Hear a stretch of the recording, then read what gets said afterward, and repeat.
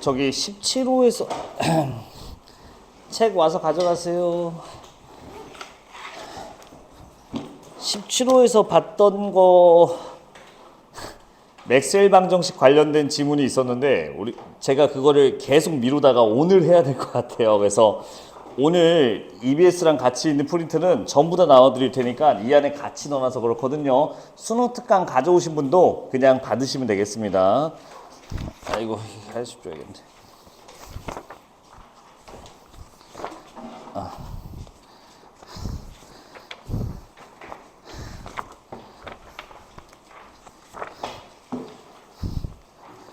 얘 줘. 아니야, 다 있어. 오늘 다 있어야 돼.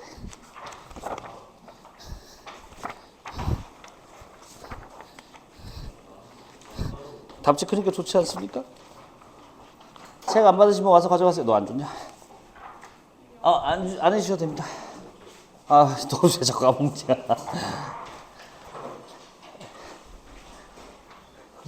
가방 놓고 어디 가는 거야? 시작하겠습니다. 오늘 21호죠. 또 오타가 나서 제가 손으로 21호라 썼어요. 아니 실수로 똑같은 집을 한 번 더 넣어서 미안하게 됐수다.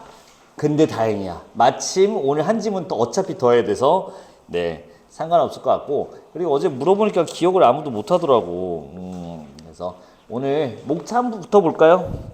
올해 수능 특강에 자 미리 양해 주고 갈게. 나 지금 너무 졸려. 미안. 올해 수능 특강에 프로토콜에 대한 기술 지문이 실렸어요. 그래서 정확히는 프로토콜 적용을 위한 OSI라는 기술이, 야 여기서 책 가져가. OSI라는 그 기술 영역이 다 실렸는데요. 이 프로토콜 지문은 꽤 오랫동안 나온 게 맞습니다. 그래서 2018년 수능에도 나온 적이 있었어요. 아마 풀어보신 분도 있을 건데 이름 썼어요? 내가 쓸게. 줘. DNS 스푸핑이라고 기억나시나요? 이거 유명한 기출 지문이잖아. 최지호.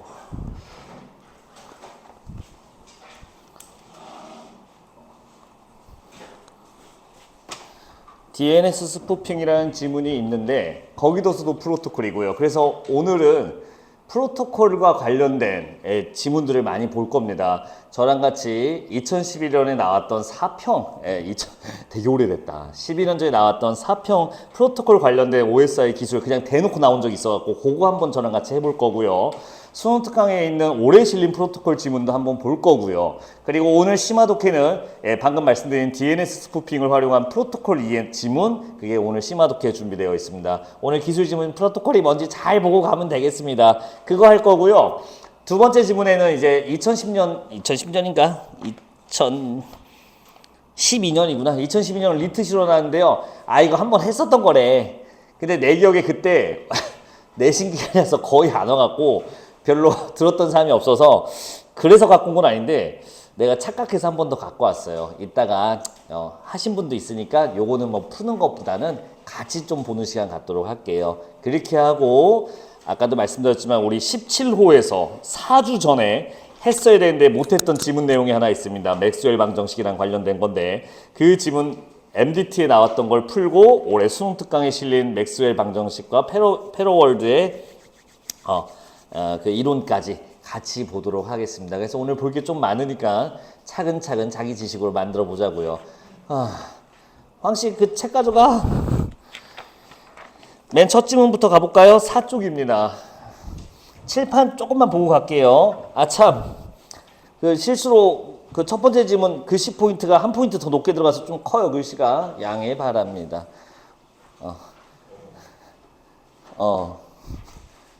수제라 그래. 매주 찍어내느라. 야, 나 줘. 이거 책.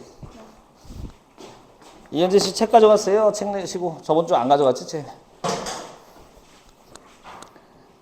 저 사람도 저것도 줘야 되잖아. 이렇게 좀,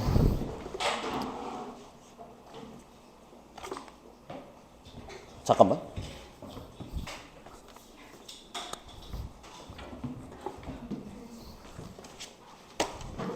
홍이?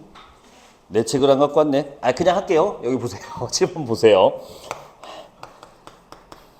저랑 기술 지문 오랜만에 하는 것 같습니다. 이거 참 오랜만에 했네, 기술 지문.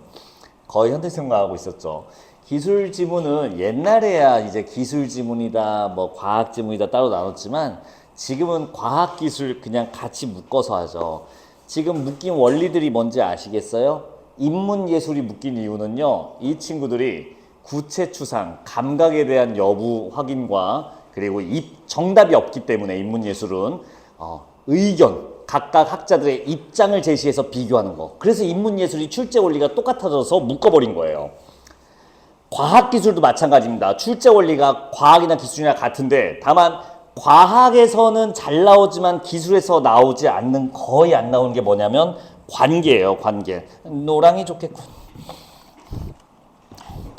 다시 한번 양해를 구하지만 오늘 좀 졸려서 말실수가 있으면 바로 정정해줘. 아까 앞수업하고 하는데 그냥 과학기술은 자 항상 말씀드리지만 관계와 과정의 과목이에요. 이게 다야. 속 편하게 생각하자고. 막 기계가 왔다 갔다 하고 전자가 왔다 갔다 하고 침착하세요. 어차피 무언가의 과정에 불과하고 무언가의 관계가 담겨 있을 뿐입니다. 아 참 관계는 비례냐 반비례냐 아니면 관련이 없냐 이런 거 따지는 겁니다. 비례반비례 아주 우리가 많이 봤던 관계 내용이고 자 결국엔 과정.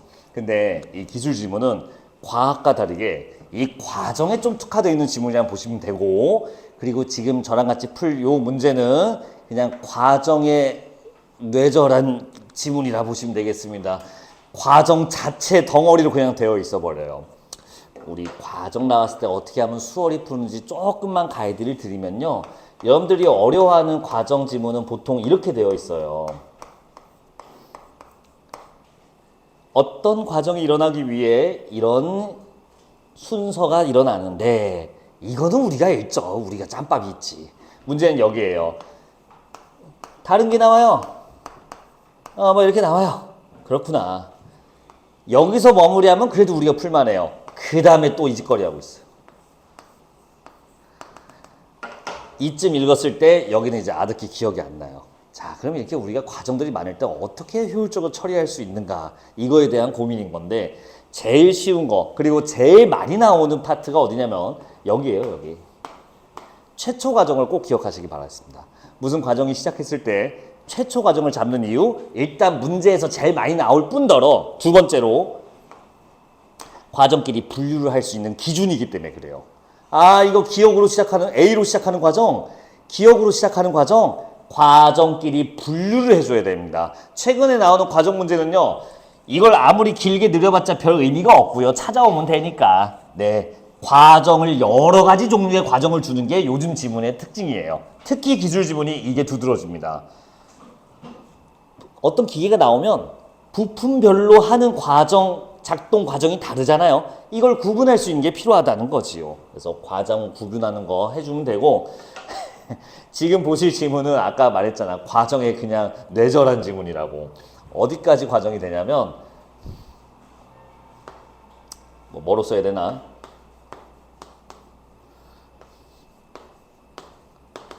예, 총 7가지 과정이 나오거든요. 과정 7개예요. 과정 7개. 아, 대신 짧아요. 짧아. 요 정도까지 나와. 대신 과정이 많이 되어 있어요. 그럼 이거 분류해야겠네요. 네, 분류해야 돼요. 근데 7개의 과정을 어떻게 분류해야 돼요? 그래서 가이드를 처음에 줍니다. 어떻게 분류하세요라고 이 과정 분류를 크게 묶어 줄 거예요. 자, 그러면 이제 여러분들이 봐야 되는 거는 이제 2개입니다. 과정을 묶었을 때 이 둘을 구분 짓는 기준이 무엇인지 그리고 각 과정의 내용들의 차이를 바로 인지할 수 있을 것인지 이 2가지를 동시에 처리해 줘야 됩니다. 과정 분류의 차이점을 볼 수 있는 거는 구조를 볼 수 있는 힘이고요. 각 과정마다 내용을 이해할 수 있는 거는 말 그대로 순수 독해력입니다. 정보 인식 능력이에요. 2가지가 적당히 버무려져 있는 지문이고 어제 풀어보니까 많이들 틀리시더라고. 근데 내가 개인적인 생각으로는 글쎄 그렇게 어려운 지문이라 생각되지는 않습니다. 자, 나 책을 놓고 왔어요.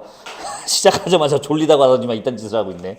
저 책 갖고 올 테니까 여러분들이 한번 풀고 계셔 보시겠어요? 4쪽에서 네 7쪽까지입니다. 그림 보고서 쫄지 마세요.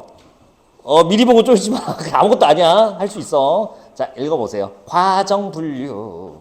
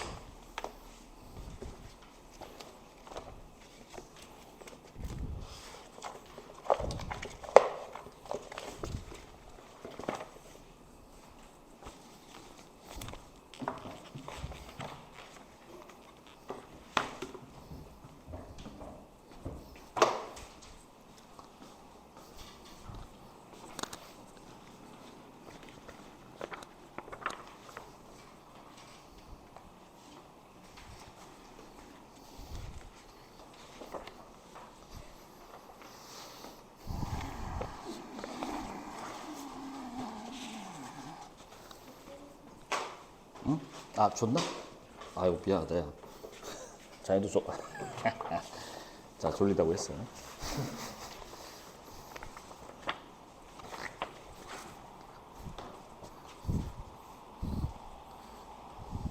올.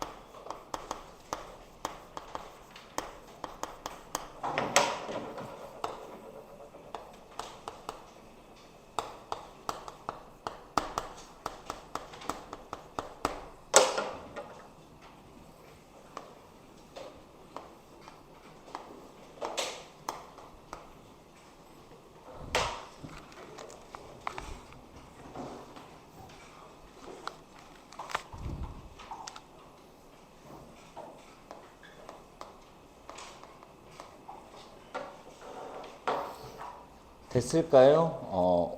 5분 정도 됐는데 빨리 푸시는 분은 5분이면 풀 거예요. 뭐 어려운 질문이라기보다는 갖고 놀기 좋은 질문입니다. 다음 주까지는 5일치 주간과제가 공통적으로 교재에 같이 붙어서 나가고요. 졸려. 다다음 주부터 큰일 났는데. 다다음 주부터는 이제 내신 과제, 학교별 개별 내신 과제가 나가게 됩니다. 다다음 주부터는. 내신이 필요 없으신 분은 관연도 간슬개를 하나씩 매주 뭐 원하시면 2개씩 드릴 테니까 그걸로 이제 주간 과제 다시 설정하시면 될 거고요. 자, 시작해 볼까요? 뭐 이미 여러분들 하고 있었죠? 다 풀었죠? 기술 지문 나올 때 어떤 기계도 있을 수 있고요. 어떤 규약, 뭐 논리, 회로 다양한 부품들이 나올 수 있는데 이 각 기술마다 혹은 기계마다 특정한 목적이 있습니다. 이게 다른 점이에요. 인문, 사회 이런 거랑 다르다니까 걔들은 목적이 있다기보다는 현상을 설명하는데 과학도 마찬가지죠. 현상을 설명하는 데 집중한다면 이 기술 지문은 나오는 부품이나 기계가 어떤 역할을 할지 그 목적이 명확히 명시되어 있어야 합니다. 자, 내가 프로토콜로 좀 낚은 게 있는데 프로토콜 자체는 기술이 아니에요. 프로토콜을 적용하기 위한 목적이 있는 거예요. 그래서 우리가 읽어야 되는 기술이 바로 OSI 7계층 기술이라는 거지요. 자, 이 목적을 까먹으시면 안 됩니다. 목적이 기본적으로 있어야 돼요. 그러면 답이 일단 첫 번째 거 답이 나오거든요. 바로 그냥 이거만 봐도 1번의 답은 3번이에요. 프로토콜을 이용해서 정보 전달할 거예요. 그러면 뭐가 필요해요? OSI 7계층 모델 이게 필요해요. 네, 그런 얘기지요. 1번의 답이 그래서 3번이었고. 자, 7계층이 얘기 나오는데요. 이거를 제가 7계층을 다 써놓을 필요는 없겠죠. 그냥 말로 합시다. 7, 6, 5, 4, 3, 2, 1. 크게 2개 구분해줬죠. 어디서부터 어디? 7부터 5까지. 4부터 1까지. 과정 7개 있었지만 크게 2개로 분류본다니까 2개로 나눌 수 있었고 이게 나눌 때 기준이 뭔지 보시면 되는데 여러분들 이 2개 나눌 기준 뭔지 뭐라고 생각했는지 눈치챘어요? 문제에서는 그렇게 중요하게 나오지 않았고 선지 하나에 깔려 있었지만 나름 읽었어야 되는 정보입니다. 이 친구들은 소프트웨어적 측면이고요. 이 친구는 물리적 측면에서의 개선 방향입니다. 소프트웨어 측면에서 물리적 측면에서 나 여기서까지 그 말하면 좀 그런가? 추상 구체 그거 아니에요. 물리적이라는 거는 회선, 전기 회로, 즉 물리계에서 일어나는 움직임을 말하고 싶은 거고 구체. 소프트웨어적인 거는 그게 아니죠. 물리적 회로가 아니라 움직이는 논리, 원리 이 측면에서 다룬다는 겁니다. 추상이랑 맞닿아 있죠. 어쨌든 이렇게 크게 2개로 나눌 수 있을 거고 그러면 각각의 과정을 내용들을 읽어야 될 텐데 내용이 그렇게 많지 않았기 때문에 키워드 위주로 정리했으면 되겠습니다. 7단계에서 읽을 만한 게 뭔지 어디 오시냐면요. 7단계가 말해주는 건 이거예요. 자, 이거 혹시 이 지문 기억나요? 뭐 기억 아무도 안 낼 것 같지만 이것도 기출이니까 2011년 수능이었는데 했었던 거긴 하거든. 사하라 사막개미 길찾기 방법이라는 기출을 혹시 아세요? 기억나? 완전 초반에 했었어 이거. 이거 12월 말인가 했었어. 벌써 반년이 지났구만. 그런 지문이 있는데요.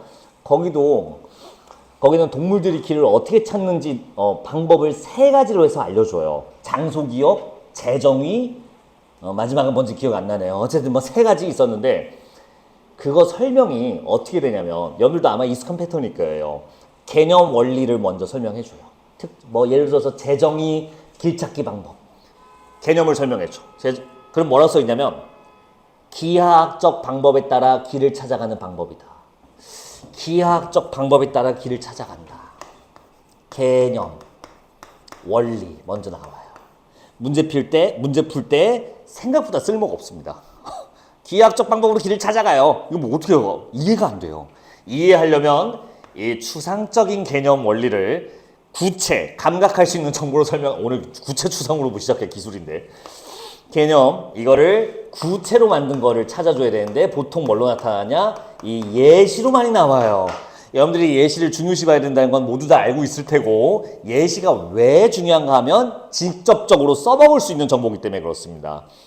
말한 김에 그 재정이 마저 얘기하면요. 개념은 기하학적 정보를 이용한다. 그리고 이렇게 써 있어요. 예를 들어 먹이가 놓여진 위치에 오른쪽 벽이 긴 벽인가 같은 기하학적 방법을 사용한다. 이렇게 써 있거든요. 그럼 기하학적 정보라는 말은 이제 필요가 없어져요, 우리한테. 오른쪽 벽이 긴가? 이게 필요한 정보가 되는 거죠. 7단계도 그렇게 설명되어 있어요. 7단계 한번 볼까요? 2문단의 두 번째 줄이에요. 2문단의 두 번째 줄 끝부분. 최상위 단계인 7단계를 응용 계측이라고 하는데 이런 건 쓰면서 가는 게 아니라 그냥 체크만 하시면 됩니다. 송신자나 소프트웨어가 네트워크에 접근하는 단계이다. 아, 그렇구나. 7단계는 네트워크에 접근하는 거구나. 쓸모가 없어요, 별로. 별 의미가 없어요. 대신 그 다음 문장. 예를 들어 이게 쓸모가 있죠. 예를 들면 송신자가 사이트에 접속하여 로그인하는 것. 아, 송신자, 사이트 접속, 로그인. 이게 7계층이구나. 이렇게 인식하는 게 문제 푸는데 훨씬 더 도움이 많이 될 거예요. 이렇게 하는 거였어요.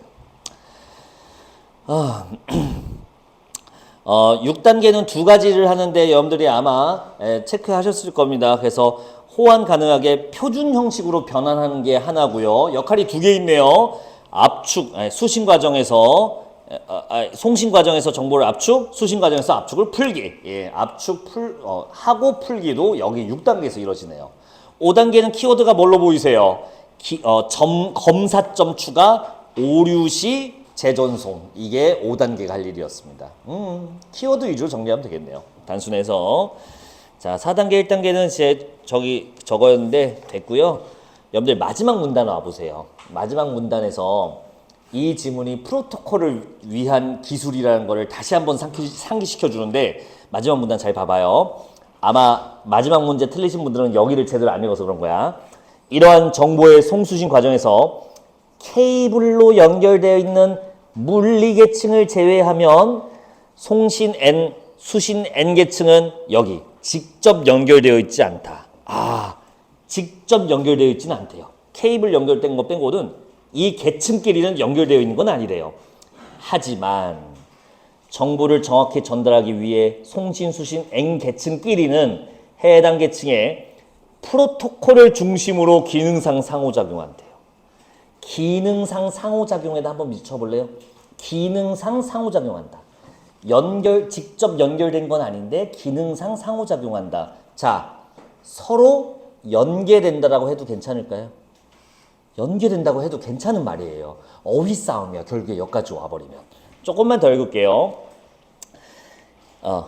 상호작용해야 하므로 송신의 N계층마다 해당 계층의 프로토콜을 정보에 덧붙여 보내야 된다. 그렇구나.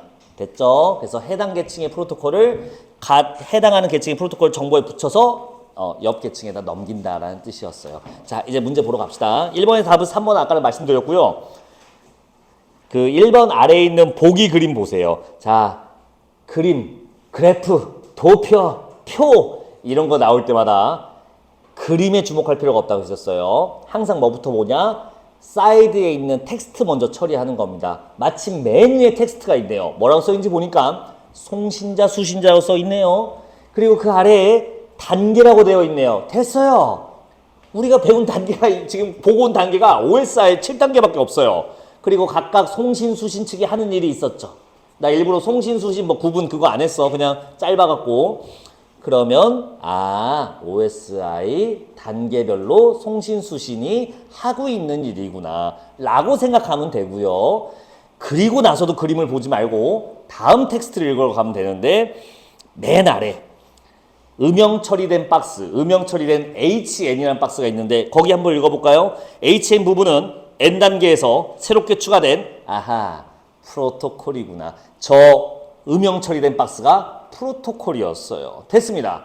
그럼 보니까 1단계, 7단계는 그 음영 처리된 박스가 없어요. 프로토콜은 1단계, 7단계에서는 주고받지 않는구만. 써있고요, 심지어. 이거 쓸 필요도 없었는데 이걸 또 써줘요, 친절하게. 옛날 선생님들은 착했나봐. 이제 우리는 이 지문을 처리하면 가면 됩니다. 숫자를 보시면 알겠지만 H2 하나만 잡아볼까요? 2단계의 왼쪽 송신자 쭉 보면요. 음영 처리된 H2 프로토콜이 있습니다. 그리고 오른쪽 수신 측에 H2가 들어있는 거 확인되실 거예요. 뭐 주고받았나 보다. 이 정도면 충분해요. 자, 2번 문제 보러 갈게요. 자, 근데 여기까지 갈 필요도 없었다. 그냥 답 5번 나오면 됩니다. 여기까지도 필요 없어요. G 몇 단계인지 볼까요? 예, G는 1단계요. 예, 검사점 추가. 뒤져야죠. 검사점은 5단계였죠. 예, 키워드로 그냥 풀리게 되는 거였습니다. 조금 허탈하네요.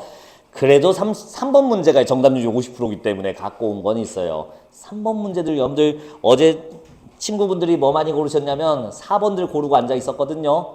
여러분들은 아니죠. 답은 2번입니다.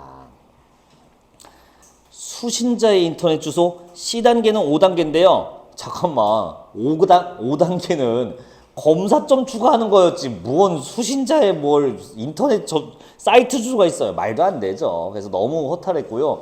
4번이 여러분들이 좀 어색하다고 생각했나 봐요.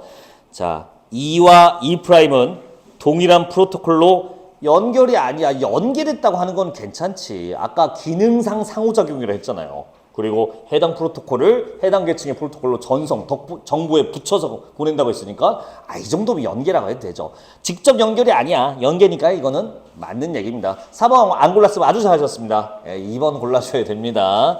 단계별 특징만 알면 여러분들이 무난하게 맞출 수 있어요. 지문을 한꺼번에 보고 수투를 갑시다. 바로 다음 교재 바로 다음 페이지 보도록 합시다. 야 이거 했대. 자 잠깐만 이거 기억나지? 그래 어제는 내가 고병우하고 뭐 이놈들한테 기억나지 했는데 이러는 거야. 그래서 나도 순간 그래 내 생각이 맞네. 내가 딴 데서 팔아먹은 걸 여기서 한 줄 알고 내가 착각했다. 야 오늘 열심히 해보자 했는데 혹시 불안해서 2명한테 더 물어봤는데 안 했대. 그래서 그치 했는데 그래도 불안해서 또 누구한테 물어보니까 했대. 송씨 이거 한 거 기억나? 여기는 좀 사람들이 많네요. 근데 중간에 오신 분도 있고 그때 결석하신 분도 이거? DNS 스푸핑? 그건 나랑 한 게 아니야. 나랑 했는데 자기야 2학년 때 했어. 벌써 세월이. 작년 겨울에 했단다. 기술 지문 내가 막 하고 3학년 보냈잖아. 그때 한 거였어. 그거는 내가 구조를 그걸 내가 또 니네한테 따로 준 이유가 있지. 니들 내신 독서할 때 그거 비슷한 거 있어갖고 이거 연계 나오겠다 했는데 니들이 딱 갖고 오니까 외부 안 나온대요 해갖고 빨리도 말한다 하고 이제 버렸던 그거라서. 돌아와서요. 이 지문은 하신 분도 있고 안 하신 분도 있고 할 겁니다. 그래서 이거는 법지문이기도 하고 했던 분들은 다시 한번 보면 되니까 같이 좀 보는 걸로 해서 그냥 처리해 버릴게요. 자, 약간 처음 보신 분은 그냥 침착하게 한번 따라오시면 되는데 일단 했던 안 했던 1문단 먼저 읽어봐요. 무슨 얘기 하는지는 일단 잡아야 되니까. 했던 분들은 기억 한번 더 해보세요.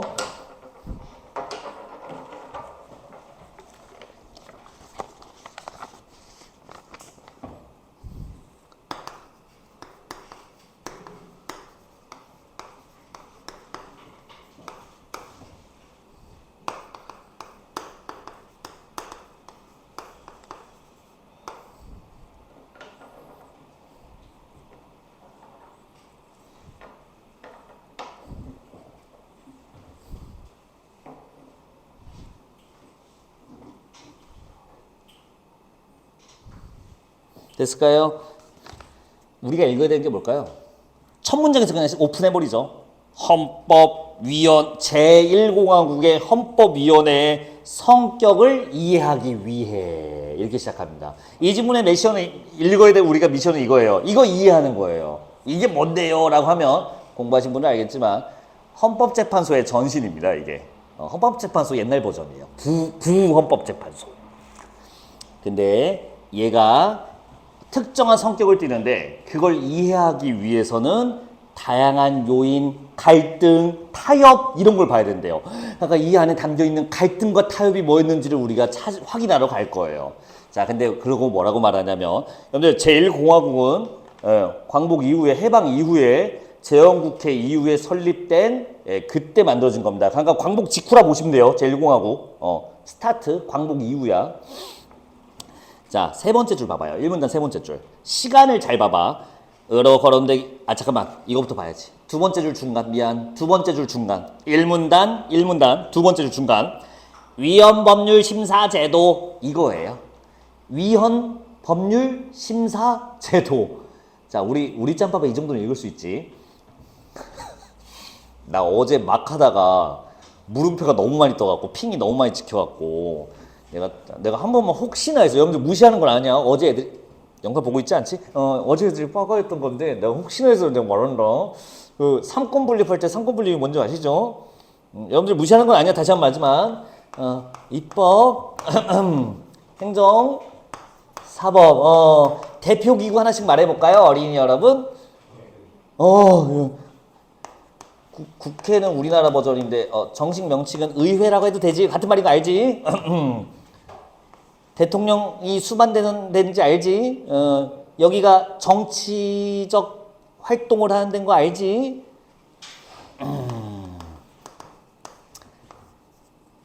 사법부의 대표 기관은 뭐죠?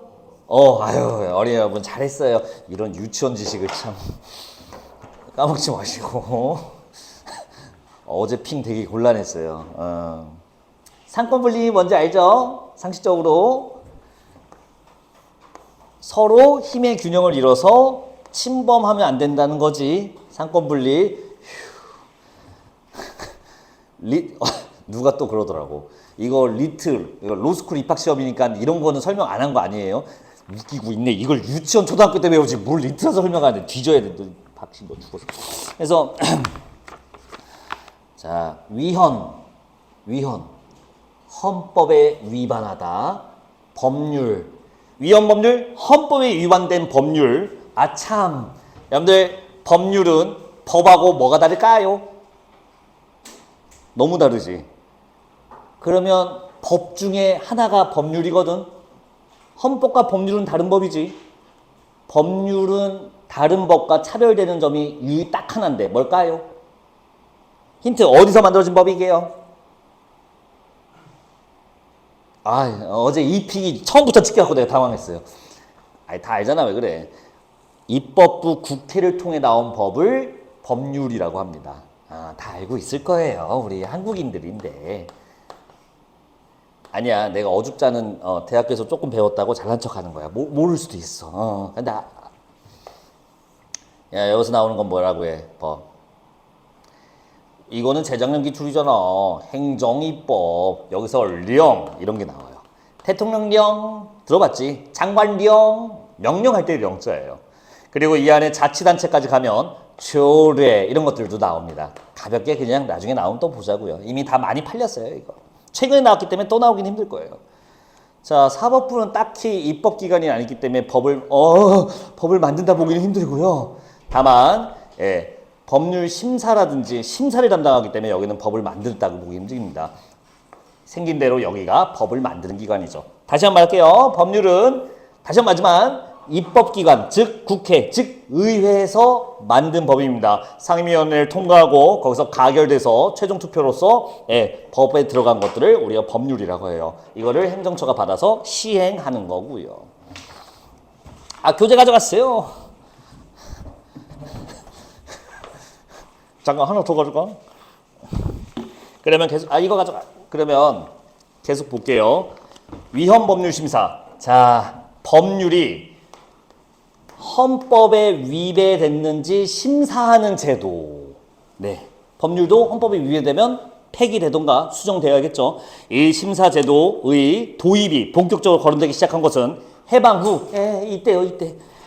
해방 후 법원을 재조직하는 과정에서 법원이 미국식 사법심사제를 도입을 추진하면서였다. 자, 지금 읽은 거에서 뭐 체크해야 되냐면요. 해방 후였어요. 세 번째 줄에 있었죠. 해방 후 미국식.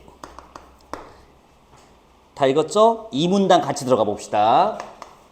이 문단 첫 줄. 일제강점기 우리 팔쪽 보고 있어 자기야. 일제강점기 사법권에 대한 통념에 따르면 조심하셔야 돼요. 해방 후와 일제강점기는 이거는 뭐 설명하기도 뭐하다. 당연히 다르죠. 자, 이때 통념에 따르면요. 사법권은 일반 시민 생활에 대해 법을 적용하는 경우로 한정된다.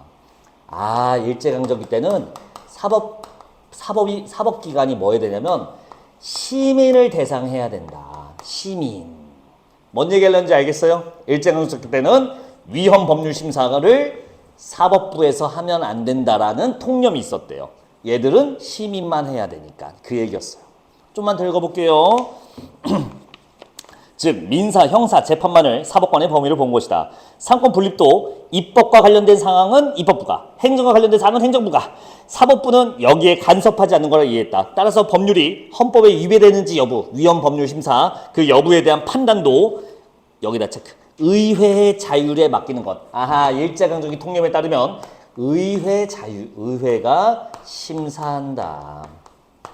누가 뭐를 위헌 법률, 법률이 위반됐는지는 입법부가 만들었으니까 당연히 의회에서 심사한다. 입법부가 자기들 거 자기가 심사하는 게 맞지. 간섭하면 안 되니까 이렇게 말한 겁니다. 이해되셨으면 좋겠어요? 왜 이렇게 되는지. 사법부가 시민만 해. 자기들이 간섭하면 안 되니까 자기가 만든 법률은 자기가 심사해라. 이렇게 되는 거죠. 일제강점기예요. 우리 지금 뭐 읽어야 되죠? 제1공화국의 헌법위원회. 근데 다른 시기죠? 그러니까 뭔가 달라졌을 거예요. 계속 읽어볼까? 이와 달리 해방 후, 다시 나왔네요. 해방 후 한국 법원 측 인사들의 주장은 자, 어디 측 인사인지 잘 봐요. 법원 측이에요. 법원, 사법부야. 여기 인사들의 주장은 뭐라고 하겠어, 얘들이. 사법부니까. 법원에서 뭐라고 하겠어. 내가 할래라고 하지 않을까요? 읽어볼게요. 모든 법의 적용이 사법권에 해당한다는 미국식 사고. 미국식 사고가 이거였어요. 모든 법은 사법부에서 처리해야 된다. 이게 미국식 사고래요. 그래서 이 미국식 사고에 기초하고 있었다. 이에 따르면 헌법도 법이니까 법인 이상 위헌 법률 심사도 당연히 법에 적용에 해당하므로 사법부 관할, 밑주세요. 사법부 관할에 속한다는 것이다. 사법부가 하자. 됐죠? 아까 시작할 때 말했죠. 이 헌법위원회가 나오기 이후에 갈등과 타협이 있었다고. 벌써 갈등이 시작됐네요. 의회가 하자, 즉 입법부가 하자. 근데 해방 이후에 사법부는, 법원은 사법부가 하자. 갈등이 시작됐어요. 자, 그래서 어디 갔어? 또한 자, 그 이유를 두게 되거든요. 또한이에요. 또한. 자, 여러분들 이 문단 중간입니다. 지금. 또한 법원 측 인사들은 법원이야. 의회 다수파 전횡에 대해 의회 입법부 다수파의 전횡에 대해 사법부가 헌법에 따라 소수자의 자유와 권리를 보호할 수 있는 제도가 바로 사법심사제가 주장했다. 사법심사제가 이제 뭔지 알겠죠? 근데 근거가 뭐냐면 첫 번째 근거가 소수자의 권익이래요. 소수자의 권익을 위해서는 사법부가 해야 된대요. 이건 또 뭘까요? 다수의 의회파 전횡에 맞서라고 했거든요. 자, 되게 별거 없습니다. 의회는 몇 명이에요? 한 200명쯤 되죠. 그때 이제 100 이제 몇십 명일 텐데 몇 명이고, 근데 그건 표면상 100 몇십 명이고 실제로는 다 누구예요? 국민들이 다수결로 뽑은 사람들이잖아. 약간 국민들의 과반수 이상이 바로 국회라는 거예요. 약간 다수예요. 근데 법원, 그중에 대법원의 심사위원장은 몇 명 없죠. 10명밖에 없어요. 대법원 판사가 10명밖에 없어. 너무 소수야. 그리고 국민들이 투표해서 뽑은 게 아니야. 소수 엘리트들이야. 그러니까 이 사람들 논리가 그거야. 우리가 훨씬 더 적어 니네 입법부다. 우리가 맡아야 소수자의 권익을 무시하지 않고, 니들은 국민들 과반수 얻었으니까 니들은 투표를 해서 다 웬만한 거 다 통과시킬 거잖아. 그러면 소수자의 권익 못 챙겨. 우리가 해야지 라는 근거를 댄 겁니다. 나름 타당해 보이죠? 이유가 하나 더 있어요. 법의 적용에 숙달된 판사들이 법리적 관점에서 위헌 법률 심사를 객관적으로 할 수 있다고 본 것이다. 두 번째 근거는 그거예요. 자, 우리가 전문가니까 우리가 객관적으로 볼 수 있어. 니네는 법을, 물론 법대 나오고 했겠지만 우리는 밥벌이를 이걸로 하잖니. 우리가 좀 더 전문가니까 우리가 하는 게 맞겠다. 전문성 때문에 그렇습니다. 자, 두 가지 이유 때문에 해방 이후에 법원이 주장했대요. 우리가 심사하겠다, 위헌 법률을. 어떤 기분이겠어요? 당연히 기분이 안 좋지. 그래서 처음에 의회 심사자가 있었던 거고 갈등이 됐죠. 자, 근데 갈등과 타협의 과정이라 했습니다. 어떤 타협이 있었을까요? 다음 문단은 여러분들한테 읽을 시간을 줄 거거든요. 풀어보신 분은 이제 다시 한 번 더 해보시고요. 처음 보신 분은 이 유진호라는 사람이 이 두 개의 갈등을 어떻게 타협시키려는지 노력이 보이는군 이라고 한번 생각하면서 읽어보시고요. 뒤로 가면 한번 해보세요. 읽어보고 풀어보세요.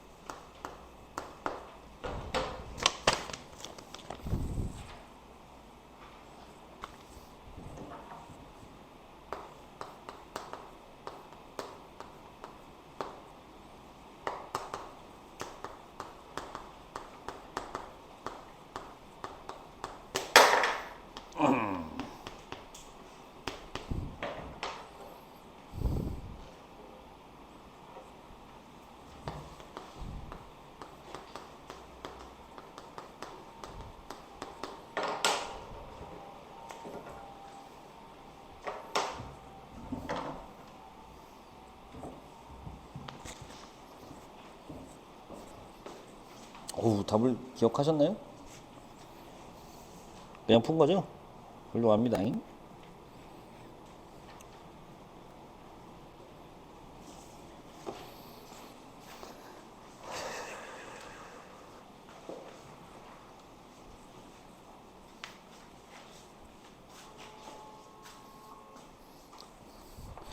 오늘 모의고사는 저번 주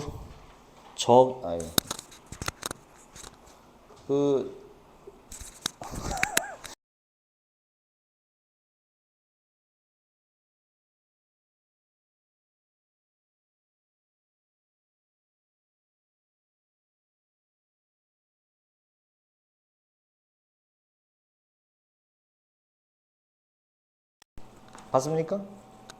방금 그 점수 넘습니까?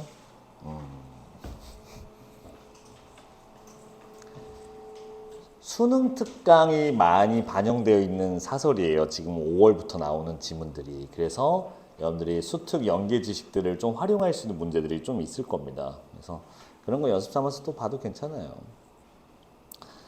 그리고 간슬개도 이번 주까지입니다. 시즌3는. 다음 코는 7월부터 나와요. 간슬개 언제 안 나온지 눈치 까지 않았어요? 내신 기간 때는 안 나와요. 7월부터 간슬개 다시 나오고 오늘이 4호 마지막이니까 이은주 씨는 2개 가져가야 돼. 같이 봅시다. 시간 많이 드린 거. 못 풀어도 괜찮아. 내가 같이 풀어줄 거야. 별거 아니야. 별거 아니야. 유진호 씨가 이게 이 사람이 헌법재판소 아빠거든요. 아빠라고 하니까 좀 그렇다. 아버지라고 해야지. 헌법재판소에 굉장히 이제 만드는데 지대한 영향을 끼쳤는데, 자, 이 사람이 무슨 말 했는지 눈치챘어요? 반대해요. 니네가 하는 의회 심사, 즉 여기서는 국회 심사라고 말이 바뀌었지만 똑같은 말이죠. 국회 심사 반대해요. 이유가 뭘까요? 자, 여러분들 산문단 볼까요? 자, 세 번째 줄이에요. 국회가 위헌인 법률을 제정해도 헌법의 통제를 받지 않는다는 것은 모순이래요. 법 단계서를 이 사람은 법 단계서를 깔고 가는데요. 뭐냐? 헌법에 의해서 국회가 나왔으므로 국회는 헌법에 종속적으로 있는 존재다라고 본 거예요.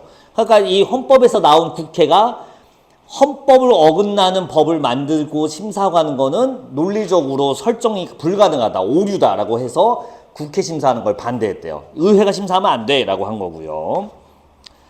그렇다고 해서 사법심사가 대안으로 생각하지 않았대요. 그 이유가 좀 많아요. 사법심사가 안 되는 이유를 되게 길게 말했는데요. 여러 가지 이유가 있거든요. 자, 5번째 줄 와보세요. 산문란의 5번째 줄.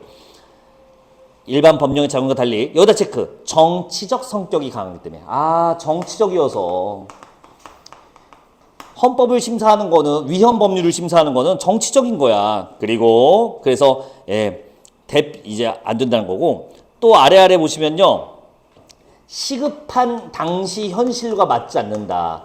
빨리 이제 한국이 광복해서 이제 얼마 안 돼서 할 게 많은데 미국처럼 개인의 권리를 보장하기 위하기까지 따질 지금 우리가 그럴 겨를이 없다. 빨리 해결해야 되기 위해서는 역시 사법심사가 좋지 않다라고 주장을 하고 있습니다. 자, 이래서 반대한 이유가 2개였었고요. 그래서 대안을 제시하는 게 바로 헌법위원회죠. 헌법위원회란 거야. 국회가 심사해? 사법위 심사해? 그러지 말고, 자, 어떻게 뽑는데요? 대통령을 의장으로 놓고 대법의장의 동의를 받은 인원, 국회의장이 동의한 인원, 대통령이 동의한 인원, 뭔지 아시겠죠? 3가지 부에서 골고루 뽑아서 별도의 기구를 두어서 여기서 심사하게 별도의 기구를 설치하자, 이렇게 된 겁니다. 이게 헌법재판소의 모토예요. 자, 됐지? 자, 그 다음에 오른쪽 페이지 9쪽 오시면 조심하세요. 이거 틀린 사람들이 이거 헷갈려서 그렇거든요. 아무 상관없습니다.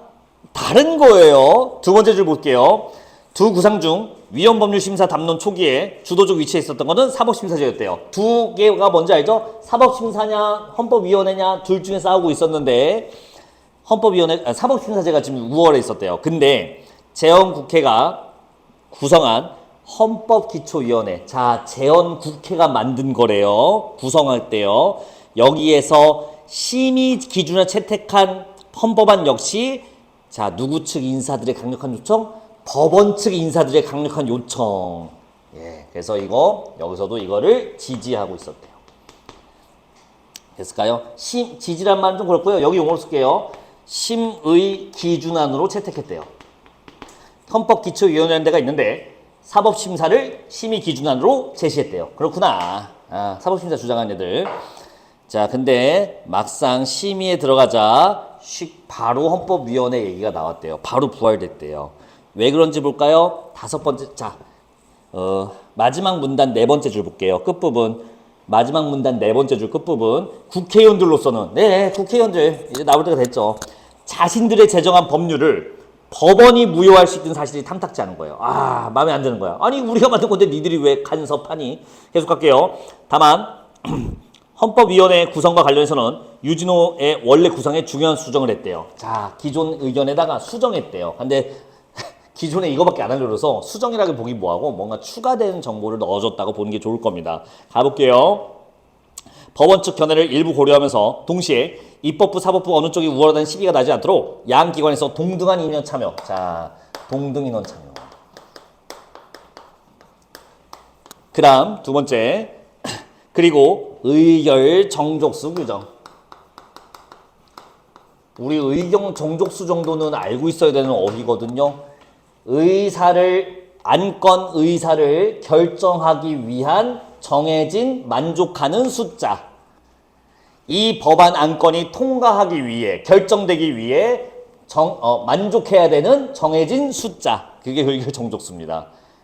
됐지? 그래서 50%, 혹은 67% 이런 식으로 의족 가교수를 해요. 투표한 사람 중에 67%가 넘으면 통과 이런 식으로. 우리나라가 지금 그러고 있죠. 그래서 이걸 추가해서 잘 봐야 되는 건 뭐냐면요. 계속 읽을게. 정족수에 관한 규정을 새롭게 추가했다. 이렇게 추정된 헌법기초위원회의 안은 여기다가 밑줄. 국회 본회의를 그대로 통과했대요. 자, 이 안건은 국회 본회의. 자, 국회라고 할게요. 국회 그대로 통과했대요. 그냥 통과도 아니야. 그대로 통과했대요. 프리패스했대요. 여기까지. 문제 풀러 갑시다. 4번의 답은 3번입니다. 니은이 누구였냐? 예, 한국충 법원인사. 뭐한 얘들이야? 어디 갔어?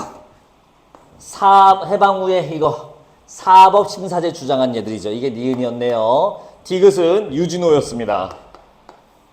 선지사 한번 볼까요? 법률심사가 엄격한 법리적 적용을 한다고 생각했다. 이거 누구야?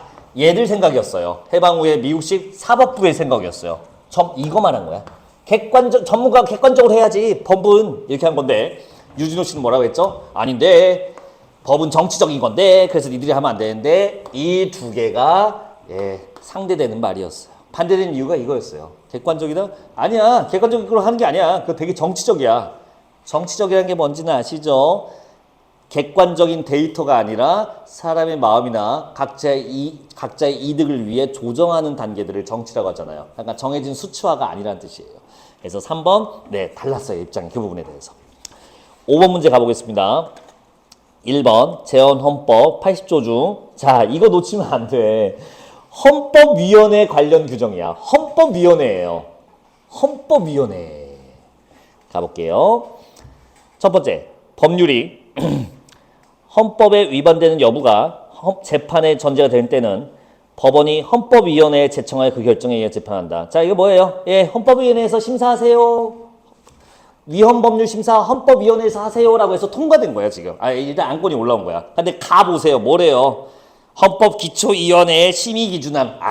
헌법기초위원회의 심의기준안은 사법심사 주장하는 거였잖아. 얘가 심사하는 게 아니라 사법기관 심사하자는 얘기가 심의기준안이었잖아. 낚이지 마세요. 여기 다른 기구야. 가 X. B 볼까요? 5대5야. 5대5.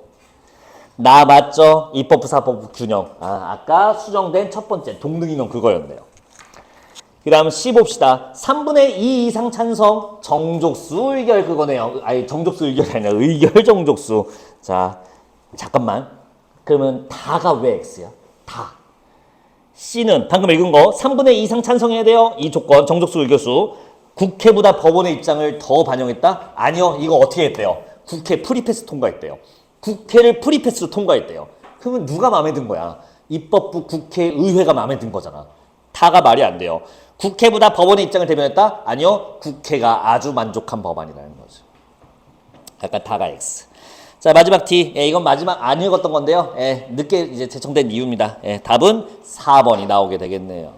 이렇게 하는 거였습니다. 했던 거라서 또 해갖고 그냥 빨리빨리 했습니다. 연기해 봅시다, 이거. 수특 있으신 분은 수특 보셔도 괜찮아요. 186쪽입니다. 프린트 받으신 분은 그대로 피시면 돼요.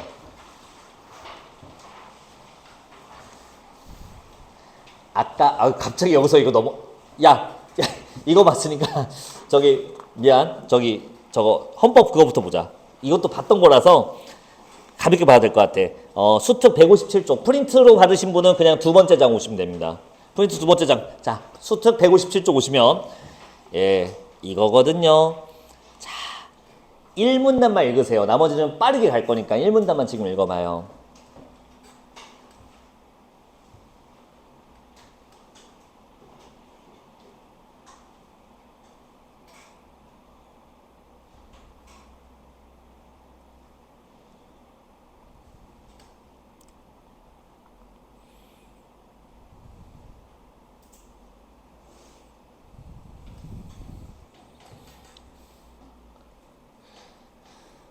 온 김에 상식으로 챙겨갑시다. 헌법재판소에서 심사하는 거 두 개 나와요. 뭐게요? 찾으셨나요? 1문단에 다 있는데. 자, 밑에서 두 번째 줄. 1문단 밑에서 두 번째 줄. 법률이 헌법에 위배된다는 주장. 요거 심사할 때 헌법재판소가 해줘요. 방금 봤던 거야. 위헌법률 심사. 아니면 계속 읽어볼까? 공권력의 작용이 헌법에 보장된 여기요. 국민의 기본권 침해. 뭐가? 공권력이 국민의 기본권을 침해한다는 주장. 이렇게 있으면 또 심사해줘요. 그러네 국가가 너의 기본권을 침해했구나. 이렇게. 됐죠? 기본권이 뭐예요? 헌법에 보장된 시민으로서의 권리를 말해요. 주거의 자유, 뭐 행복추구권 원리 이런 것들입니다. 그래서 헌법재판소가 한가한 것 같지만 이것 때문에 더럽게 바빠요. 이게 범위가 되게 넓거든. 제일 많은 거 군대요. 군대에 가기 싫잖아요. 근데 군대에 가는 거는 나의 그 종교 있으시잖아. 뭐 여기 그 종교가 있으신지 모르겠는데 그 여호 뭐 계세요. 그분들은 군대를 가시면 안 되거든요. 종교 교리상 쇠를 잡으면 안 된대. 뭐 피를 흘리게 하면 안 된대. 수혈도 안 받으신대. 아유 재미난 분이시요. 좋네. 피 세이브하고. 근데 그분들이 이제 군대를 못 가니까 맨날 헌재 아저씨들이 맨날 걔들 심사하고 있어요. 뭘 주장하냐? 종교의 자유.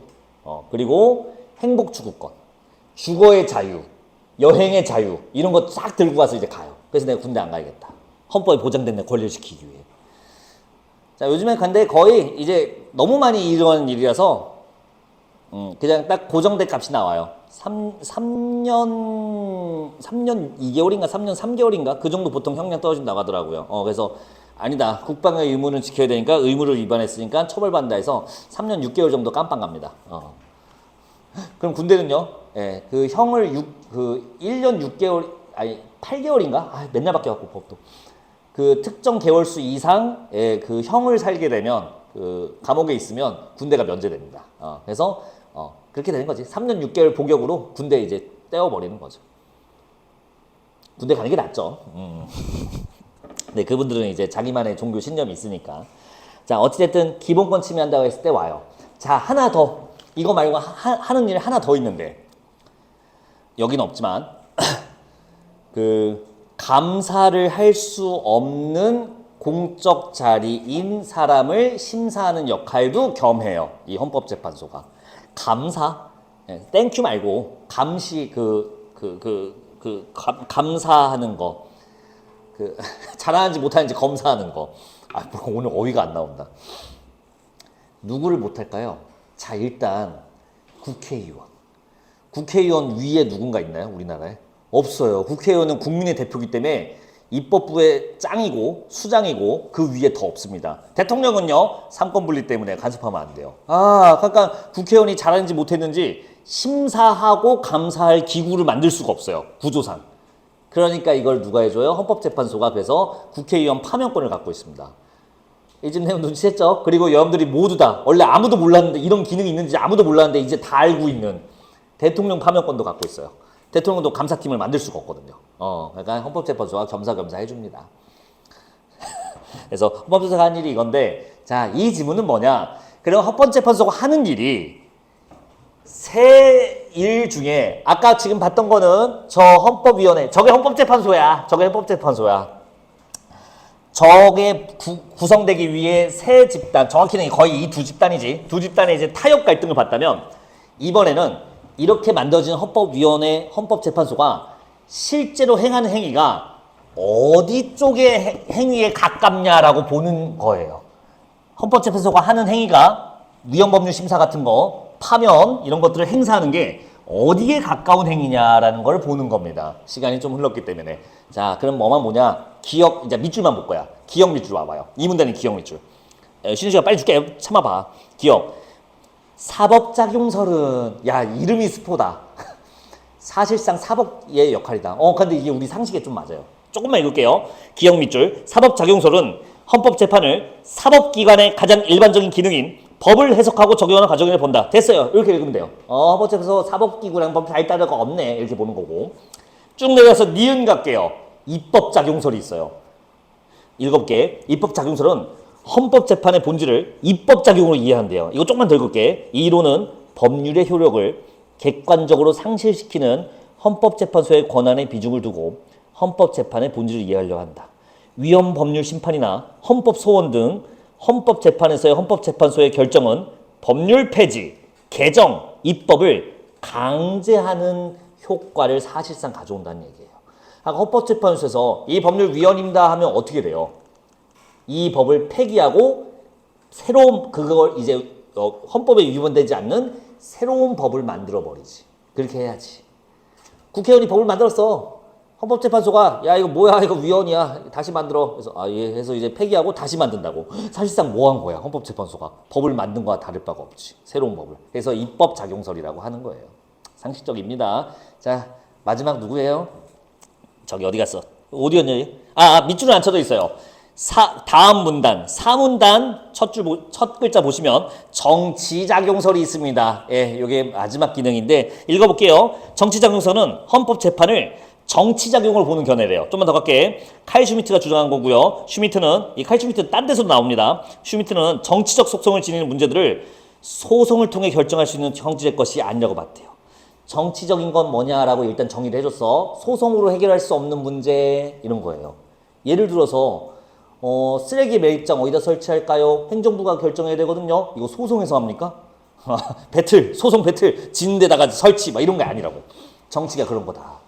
근데 어떤 규범이 존재하고 그 규범의 구성 요건에서 구체적 사안이 포섭될 수 있는 경우에만 법관이 판단할 수 있는 법적 분쟁이 된다고 할 수 있는데 헌법은 헌법 제정권자의 정치적 결단의 산물이므로 헌법을 이렇게 본 거야. 정치적 결단의 산물이다. 그래서 정치적인 법인 헌법을 둘러싼 분쟁은 결코 소송이 되지 않는다. 그래서 정치적 성격을 가져서 해석하고 적용하기 때문에 사실상 사람들의 합의와 타협으로 구성되는 사람들이 서로 쓰레기 배장 어디다 설치할까? 롯데마트 어디다 설치해줄까? 그걸 서로 타협하고 양보하고 협상하는 것처럼 헌법도 그렇게 판정하고 위헌 심사도 하고 하는 것이다 라고 보는 입장이래요. 되죠? 헌법이 하는 일이 뭐에 가깝냐? 행정입법 사법 뭐냐라고 본 건데 눈치챘을 겁니다. 각각 3개. 자 이렇게 되는 거였어요. 헌법재판소는 올해 조금 주목해서 보는 게 좋을 겁니다. 올해가 경제턴인가? 대충 봐요. 자, 이제 뭐 하냐? 방금 봤던 연계지문. 아이고, 프로토콜 안 봤구나. 봉수야, 오늘 왜 이러니? 방금 봤던 거 앞으로 잠깐 넘어올까요? 맨 앞에. 프로토콜 지문은 올해 수치가 어떻게 실렸을까? 궁금해. 나만 궁금하구나. 그림부터 봐봐요. 수특 186쪽입니다. 프린트는 그냥 맨 앞장이고요. 어디서 본 것 같은데? 네, 그거요. OSI 7단계가 세부적으로 이번에 또 실렸네요. 아까 공부한 거 떠올려 보시면 크게 2개 나왔었고 각각의 하는 일들 아까 가볍게 봤었죠. 이 지문은 훨씬 더 정보가 많습니다. 자, 이게 직접적으로 OSI가 나올 리는 없고요. 이거랑 관련 있는 특히 프로토콜이라는 걸 적용하기 위한 필요한 도구들이 나올 수는 있겠죠. 기술 지문은 자주 나옵니다. 잘 나와요. 연계율도 좋아요. 기술 지문은. 여러분들이 은근히 무시하지 마. 이 기술 지문 미리 준비하는 건 좀 체감이 큽니다. 나름. 오히려 딴 거보다 더 클 수도 있어. 프로토콜 뭔지 아까 안 까먹었어요? 약속이었어요. 약속. 서로 데이터를 주고받을 때 하는 약속이었는데 이게 기계도 다르고 주파수도 다르고 환장의 콜라 보니까 이게 서로 안 맞는 거야. 그래서 이 프로토콜이 서로 이제 호환이 돼야 정보를 주고받을 수 있는데 이게 안 맞으니까 여기 자세히 써 있어요. 이 프로토콜, 서로 다른 프로토콜을 호환시키기 위해 만든 기술이 바로 이 OSI구나라고 더 상세하게 써 있습니다. 자, 여러분들 요거 제가 읽어드리지는 않을 거고요. 아까 그 지문에서 살이 더 붙이던 거니까 그냥 재밌게 충분히 쉬는 시간에 읽으시면 되겠습니다. 자, 이거 읽을 시간하고 쉬는 시간 좀 드릴 테니까 1분이면 읽겠죠? 우리 23분에 이어서 합시다. 맥스웰 방정식 불러가야지. 아니면 지문도 아예 그냥 푸는 시간을 줘버릴까? 야, 혹시 심심한 사람은 뉴턴주의와 맥스웰 방정식이 여기 이제 뒤에 있거든요. 이거 17호 건데 그때 못해서 오늘 여기다 껴놨어요. 심심하면 읽어봐요. 자, 23분에 봅시다. 10분만 쉽시다.